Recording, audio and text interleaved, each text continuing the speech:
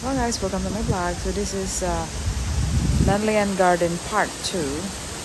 Ito po yung sa loob mismo ng garden. May foreigner na nagta-tai chi. So binibigyan ko siya. For the content, Charles. Maganda yung yung garden na to. Kasi may friend ako na sinuggest niya sa akin. Nagtanong ako sa kanya na kung ano yung mga part na pwedeng i-visit. Because yun nga, pupunta nga ng Hong Kong.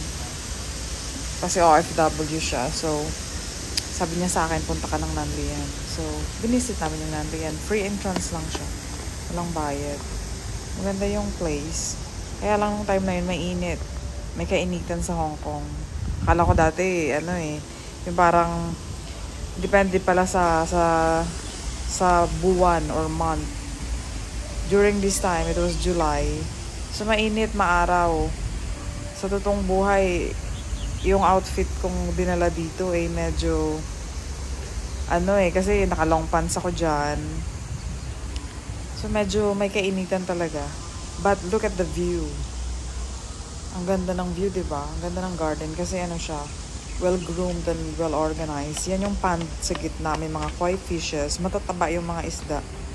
So pumunta kami dyan, umakyat kami dun sa pinaka viewing deck area. So, makita kami yan. Dire-diretso lang ako nag-video. Maganda yung view. But as you can see, excuse me po. As you can see, may mga, siya, may mga buildings. There you go. Napagod ang dalawa. Tsaka mainit kaya parang, kami. Pumunta muna kami dun sa shade, waiting shed. Tapos ngayon, naglalakad kami. Yun yung lalaki na nagta-tai chi kanina. So, grupo din sila ng foreigners na naglalakad-lakad. Tapos yun, kasabay ulit namin. Yung tao na yan, pinakusapan ko yan na picturean kami. Yung family photo namin tatlo. Kaya lang sobrang init, kaya hindi na rin masyadong nakaka-aura talaga nung time na yun. Dahil talagang 12 o'clock ang sun. It's sunny day. Ito another temple or museum. Meron siyang mga jar and vase na na naka-display doon. Pero hindi ko na na-video kasi bawal.